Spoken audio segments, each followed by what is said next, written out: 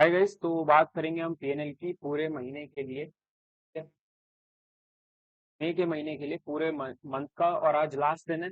आज का जो पीएनएल है वो आपकी स्क्रीन पे आगे आ रहा है। अब कल की जगह आज वीडियो बना रहा हूँ क्योंकि कल शायद टाइम ना मिले, कल कुछ काम है, तो आप ये ऐड ऑन कर लेना महीने के पीएनएल को। बट पीएनएल पे जाने से पहले एक कॉमन क्वेश्चन का आंसर दे देता हूँ। और सबसे कॉमन क्वेश्चन मेरे को आता है कि भाई मैं पोजीशन ले लेता हूँ बट मैं उसको होल्ड नहीं कर पाता। मेरे को एक आता है कि मेरे अंदर कॉन्फिडेंस नहीं है पोजीशन होल्ड करने का। तो इनके सिर्फ दो रीजन है। सबसे पहला रीजन, आपके अंदर कॉन्फिडेंस इसलिए नहीं है क्योंकि आपने कभी प्रॉफिट करा ही नहीं। और प्रॉफिट का मतलब ये नहीं कि किसी भी दिन। प्रॉफिट का मतलब होता है consistently month on month, day हफ्ते ऑन हफ्ते आपने कभी पैसे कमाए नहीं। तो आपको हमेशा अंदर से एक फियर है कि ये लॉस ना हो जाए, लॉस ना हो जाए, लॉस ना हो जाए। ठीक है, अब वो फियर कब हटता है? वो फियर तब हटता है जब आपकी कंसिस्टेंट विनिंग स्ट्रीक पे होते हो। कॉन्फिडेंस ऐसे नहीं होता है आप सो के उठे आपको कॉन्फिडेंस आ जाएगा। कॉन्फिडेंस बिल्ड करना पड़ता है। ठीक है, जैसे छोटी छोटी चीजें होती है, जैसे धीरे धीरे आप देख रहे हो कि हाँ यार मैं रिस्क अच्छा मैनेज कर पा रहा हूँ। हाँ यार मैं इस दिन इतना बड़ा ट्रेड, इतनी बड़ी पोजीशन गलत हो गई फिर भी मैंने उसको मैनेज कर लिया, तो आपको कॉन्फिडेंस आ रहा है।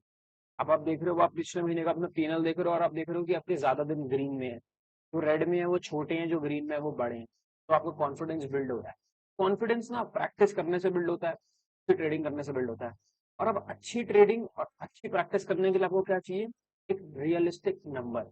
रियलिस्टिक नंबर क्या होता है? रियलिस्टिक नंबर कुछ भी हो सकता है आपकी स्ट्रैटेजी के हिसाब से, आपकी रिस्क एपेटाइट के हिसाब से। क्योंकि अगर आप 100% कमाने का सोच रखते हो महीने में, तो आपको उसके जितना रिस्क भी लेना पड़ेगा। ठीक है, आप ये नहीं सोच सकते कि मैं 100% महीने का कमाना चाहता हूँ बट मैं रिस्क सिर्फ 2% लेना चाहता हूँ। नहीं, फिर महीने का आपको 30, 10, 20% का रिस्क लेना भी पड़ेगा। तो जो लोग डेली 2, 4% का टारगेट रखते हैं वो लोग फिर 1, 1.5% का रोज का रिस्क एपेटाइट भी लेके घूमते हैं। ठीक है, और अगर आप चाहते हो कि मैं हर महीने कंसिस्टेंटली 3 से 5% कमाऊं, तो फिर आपको हर महीने का जो अपना टॉलरेंस है, रिस्क टॉलरेंस, उसको भी 1.5 से 2, 3% रखना पड़ेगा।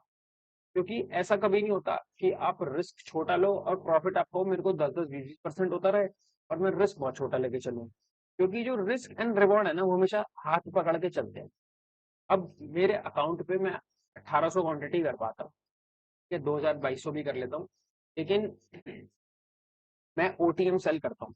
ठीक है, अब मैं चाहूँ तो मैं क्लोज टू मनी सेल कर सकता हूँ, एटीएम सेल कर सकता हूँ, बट एटीएम एटीएम मतलब एट द मनी, ज्यादा प्रीमियम। अब ज्यादा प्रीमियम सेल करने का क्या फायदा होगा? देखो सिंपल सी बात है, ज्यादा प्रीमियम करूंगा तो ज्यादा पैसे कमा पाऊंगा, बट उसका मतलब ये भी है कि अगर स्पाइक आया तो ज्यादा लॉस भी सहना पड़ेगा। तो वही बात हो गई ना, रिस्क टू रिवॉर्ड बैलेंस हो गया, है ना। अब मैं इसी उम्मीद में लगा रहा हूँ कि हमेशा मेरे को मैक्सिमम रिटर्न कमाना है, तो फिर मेरे को मैक्सिमम रिस्क भी लेना पड़ेगा। देखो दो चीजें होती हैं। एक होती है, कई लोग कमाते हैं आज +1%, माइनस अगले दिन -1%, फिर अगले दिन +2, फिर -1, फिर +2, फिर -1। ठीक है, कई लोगों को ऐसे स्विंग्स अच्छे लगते हैं। और कई लोग मेरी तरह, जो मेरी सोच है कंसिस्टेंट है।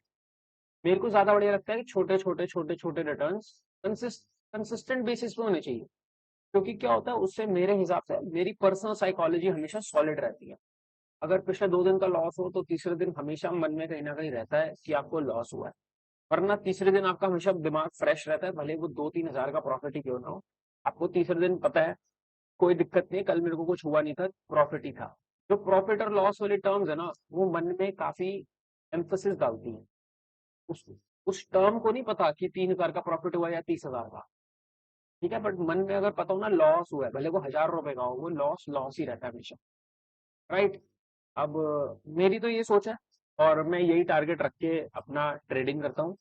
बाकी मेरे को ज्ञान बहुत मिलता है कई वीडियोस के नीचे कि इतना पैसा तो ये, इतना पैसा तो वो।